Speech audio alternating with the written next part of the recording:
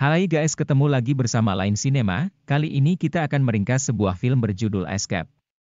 Oke guys, jangan kebanyakan bacot, mari kita simak langsung ringkasan filmnya.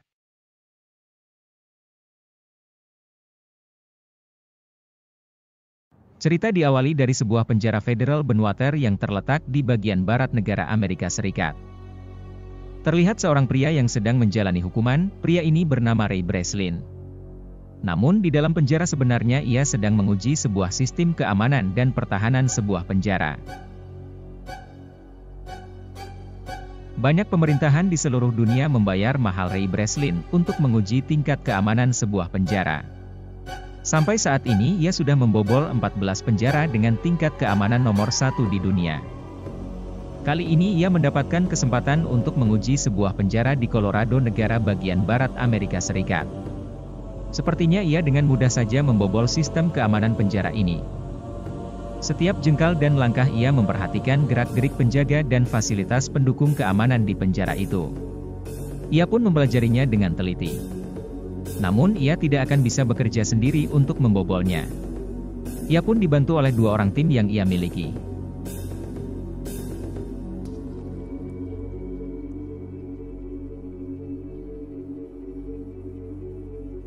Ia pun ditaruh di ruangan tahanan strap cell yang tidak mempunyai atap. Setelah di strap cell, ia pun dipindahkan lagi di ruangan tahanan yang lain. Di sana barulah ia beraksi memutar otak bagaimana cara ia melarikan diri dari sana.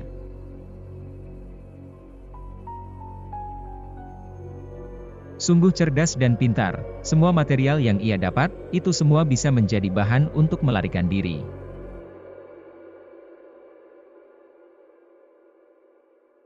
Terlihat di halaman depan penjara, datanglah sebuah mobil yang dikendarai oleh seorang wanita cantik, yang ternyata itu adalah seorang tim dari Ray Breslin.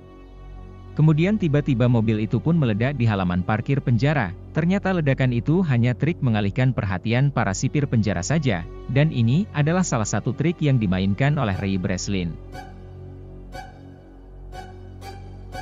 Ray Breslin berhasil membobol penjara itu, dan melarikan diri dengan menggunakan baju seragam pemadam kebakaran seolah-olah ia terlihat seperti anggota pemadam yang lainnya. Breslin pun kabur, sekali lagi ia berhasil membobol sebuah penjara. Setelah berjalan beberapa lama, ia pun diturunkan di sebuah kedai. Ternyata ia ingin menelpon seseorang di sebuah telepon umum. Namun tidak lama lewatlah patroli polisi, dan polisi itu melihat tahanan yang kabur. Trik apa lagi yang akan dimainkan oleh Ray Breslin ini? Kemudian datanglah temannya yang ia telepon tadi. Temanya itu adalah Direktur Keamanan Penjara yang ditujuk oleh Federal. Setelah ia menunjukkan identitasnya, kemudian Ray Breslin dibawa dan akan dimintai keterangan oleh Kepala Penjara Benwater. Kepala penjara hanya meminta keterangan bagaimana ia bisa lolos dari sana, padahal sistem yang ada sudah cukup bagus, ujar kepala penjara itu. Kemudian Ray Breslin menerangkan bagaimana ia bisa lolos dari sana. Intinya masih banyak kekurangan di penjara yang Anda pimpin, ungkap Ray Breslin. Setelah semuanya selesai, Breslin pun kembali masuk ke kantornya. Namun di sana telah berkumpul beberapa orang, dan salah satunya adalah pengacara cantik yang akan menggunakan jasa Breslin untuk membobol sebuah penjara lagi.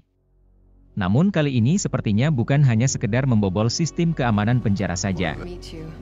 Kali ini Breslin akan dibayar sangat mahal, yaitu 2,5 juta dolar Amerika Serikat. Pengacara cantik itu mengatakan kali ini engkau akan membobol sebuah penjara yang lain dari yang lainnya. Ia tidak menyebutkan nama penjara, lokasinya di mana dan di negara mana penjara itu berada. Setelah Mimin lihat-lihat, sepertinya wanita ini mempunyai misi yang lain, selain membobol penjara. Identitasmu akan disamarkan, nanti engkau akan dijemput oleh kontraktor bayaran yang lain, dan mereka akan membawamu ke penjara itu.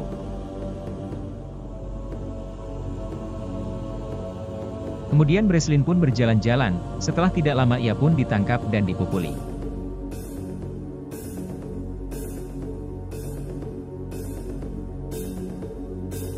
Lalu sensor GPS yang ada di lengannya pun dilucuti oleh yang menculiknya. Kok bisa tahu di lengannya ada chip pemantau lokasi? Sepertinya kali ini Breslin dijebak guys. Tapi siapa yang menjebaknya ya guys? Sinyal pun hilang, kedua temannya tidak lagi bisa memantau posisi Breslin ke depannya. Setelah itu Breslin pun disuntik obat bius, agar Breslin tidak berbuat macam-macam.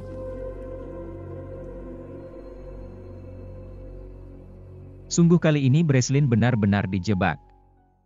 Cerita maju ke beberapa jam berikutnya.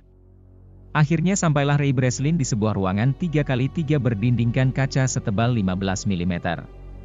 Ia pun melihat sekeliling dan masih banyak lagi ruangan kaca yang di dalamnya terdapat tahanan-tahanan kelas dunia. Ia pun menjadi bingung penjara seperti apa yang akan ia bobol kali ini. Sangat terlihat aneh dan unik. Kali ini benar-benar akan menjadi tantang terberat Breslin dalam hidupnya. Seperti biasanya ia langsung mencoba untuk beradaptasi dan mempelajari keadaan di sekitarnya. Ia masuk ke sana dengan identitas baru dan tindak kejahatan yang dibuat-buat. Di dalam sana ia bernama Protos. Ternyata yang menciptakan penjara ini telah belajar dari buku yang ditulis Breslin sewaktu ia berhasil membobol 14 penjara tempo dulu.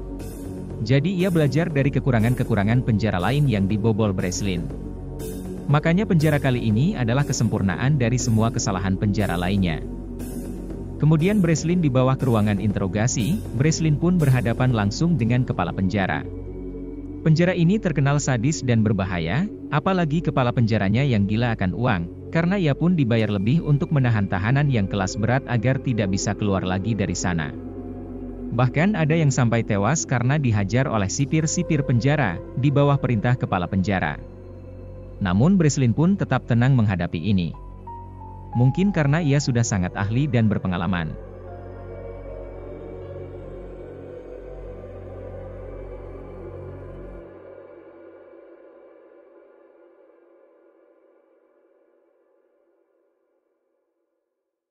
Jam menunjukkan waktu istirahat atau santai-santai untuk semua tahanan.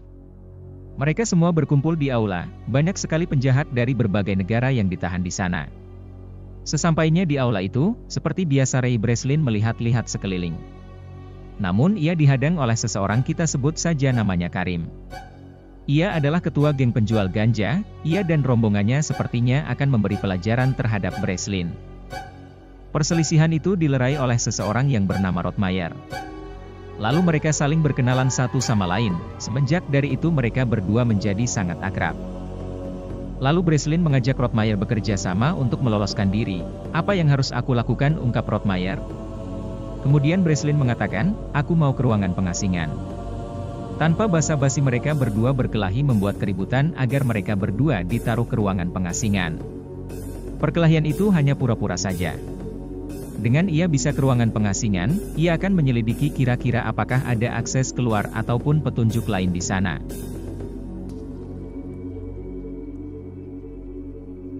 Akhirnya keinginan Breslin untuk ruangan pengasingan terkabulkan. Ia bersama Rottmeier masuk ke sana dengan ruangan yang berbeda, lalu lampu berwatt besar pun dinyalakan. Terlihat dari kamera pemantau kalau mereka berdua kepanasan karena sinar lampu.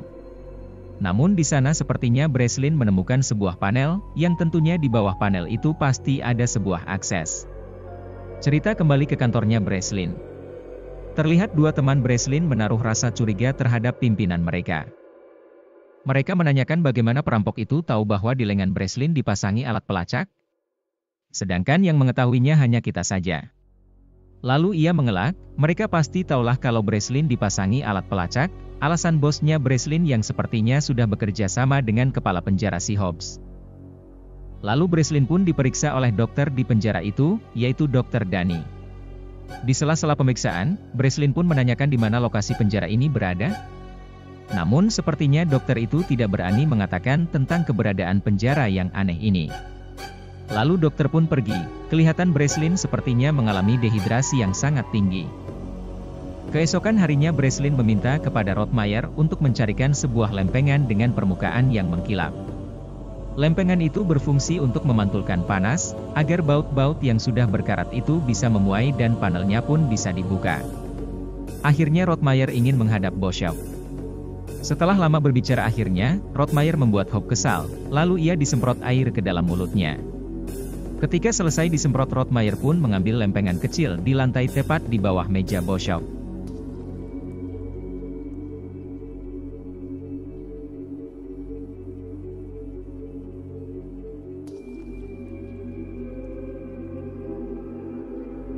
Lempeng itu pun langsung diberikan kepada Breslin, kemudian Breslin ingin kembali lagi masuk ke dalam ruang pengasingan kembali. Terlihat Rottmeier menaruh harapan besar kepada Breslin untuk kabur dari penjara yang sangat berbahaya itu.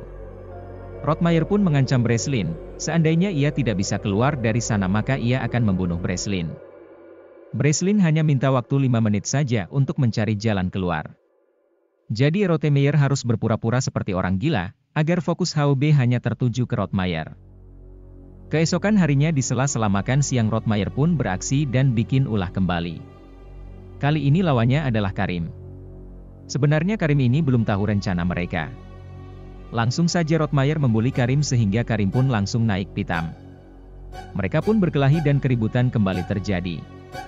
Tidak lama datanglah petugas, dan mereka bertiga pun masuk ke dalam ruang pengasingan yang menyeramkan itu. Akhirnya mereka masuk kembali ke ruangan pengasingan. Breslin pun langsung beraksi membuka baut penahan panel dengan memantulkan panas agar baut yang sudah berkarat itu memuai. Setelah beberapa detik baut itu pun dapat dibuka, lalu Breslin memberikan kode ke Rottmeier untuk mengalihkan perhatian sipir penjara hanya kepada dirinya. Lalu Rottmeier pun berteriak-teriak yang aneh-aneh, benar saja perhatian pun langsung tertuju kepada dirinya. Selagi perhatian tertuju ke Rottmeier, Breslin pun segera turun ke bawah dan mencari akses keluar. Lalu Breslin melihat ke atas ada sebuah rongga, lalu ia mencoba menaikinya, dengan susah payah ia menaikinya. Namun alangkah terkejutnya pas ia sudah keluar, ternyata mereka berada di penjara di sebuah kapal yang sangat besar dan berada di tengah-tengah lautan. Pantas saja ia tidak pernah melihat sinar matahari ataupun sinar rembulan dan bintang-bintang. Sedangkan Rottmeier masih meracau di depan kepala penjara, karena ia memang sengaja untuk mengulur waktu, agar Breslin dapat kembali dengan tepat waktu tanpa dicurigai sedikit pun. Breslin pun menuruni kembali lorong itu, namun ada sebuah pipa yang bocor, dengan begitu akan menenggelamkan ruang pengasingan tadi, karena jalurnya pas sekali ke arah ruang pengasingan. Breslin setelah bersusah payah akhirnya kembali tepat waktu.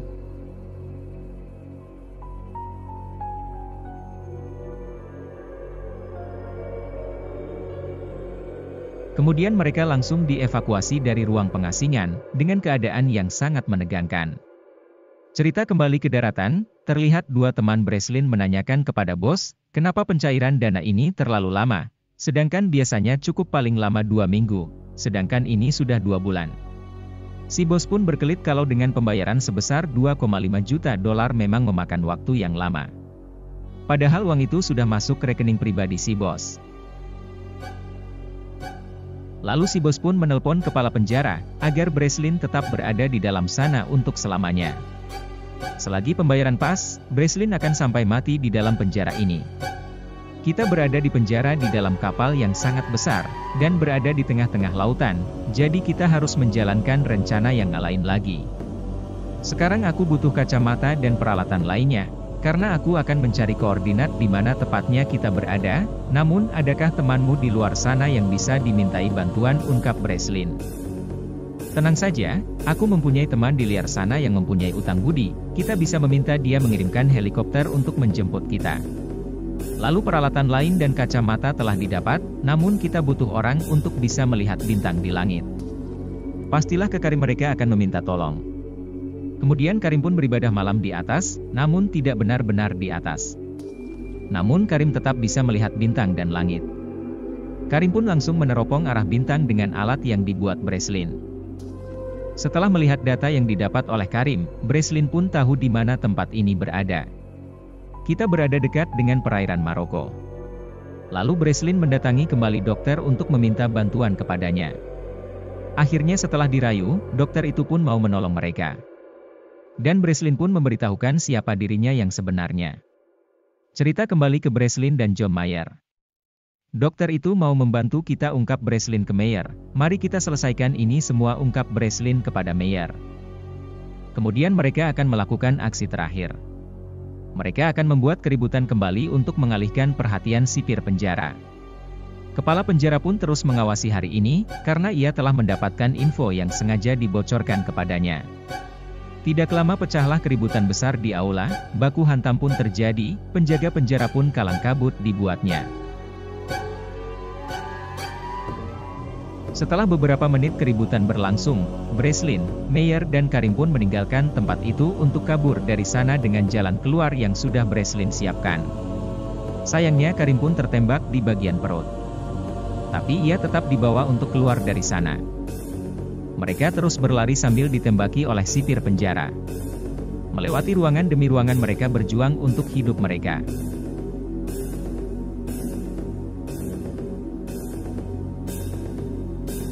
Melihat sudah sangat kacau, kepala penjara pun menutupi semua akses keluar dari ruang kontrol. Mereka pun terkunci dan mencoba cari jalan yang lain.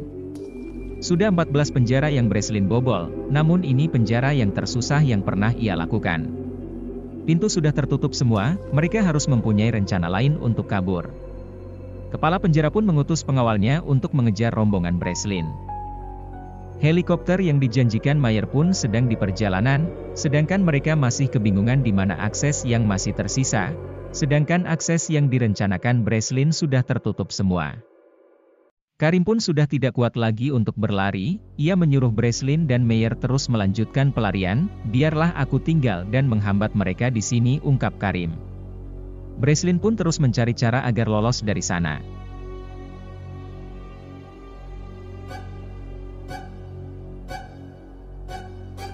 Kepala penjara pun mengingatkan kalau kalian tidak akan bisa keluar dari kapal ini karena semua pintu sudah terkunci. Namun mereka tidak putus asa, lalu Breslin dan Meyer pun masih tetap ingin membawa Karim. Sudahlah, aku hanya menghambat laju kalian saja, ujar Karim. Lalu mereka pun meneruskan rencana untuk keluar dari sana tanpa Karim.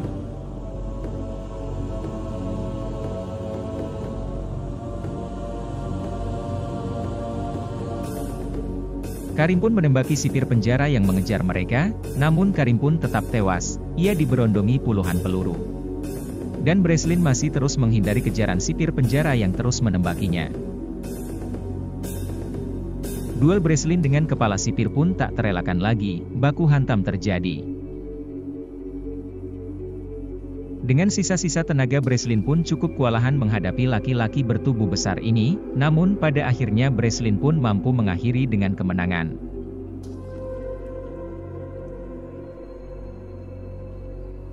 Setelah mengalahkan kepala sipir, Breslin pun langsung ke ruangan kontrol untuk membuka seluruh pintu di dalam kapal itu.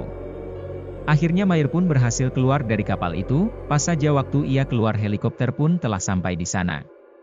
Langsung saja ruangan kendali kapal ditembaki oleh helikopter. Meyer pun langsung berlari ke arah helikopter, namun ia terus ditembaki oleh sipir-sipir penjara itu.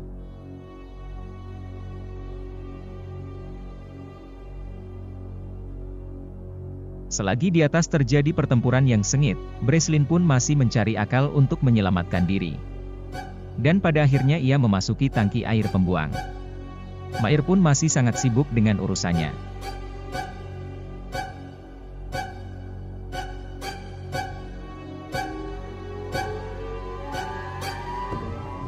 Kembali ke dalam kapal, terlihat Breslin menunggu tangki pembuangan itu penuh agar ia bisa terlempar keluar. Sedangkan kepala penjara itu masih mencari keberadaan Breslin. Setelah tangki itu penuh, akhirnya Breslin pun terlempar keluar lewat lubang buang di bawah badan kapal. Akhirnya pun Breslin muncul ke permukaan, dan langsunglah dijemput oleh Meyer. Namun setelah Breslin menaiki tangga tali, kepala penjara pun terus menembakinya. Kemudian Breslin meneriakkan senjata ke Meyer. Meyer pun melemparkan sebuah pistol. Ditembakilah tangki-tangki minyak yang berada dekat dengan kepala penjara itu. Lalu Breslin pun menembaki tangki itu sampai meledak. Kepala penjara itu pun tewas di tempat. Lalu Breslin dan Meyer pergi menuju pantai terdekat.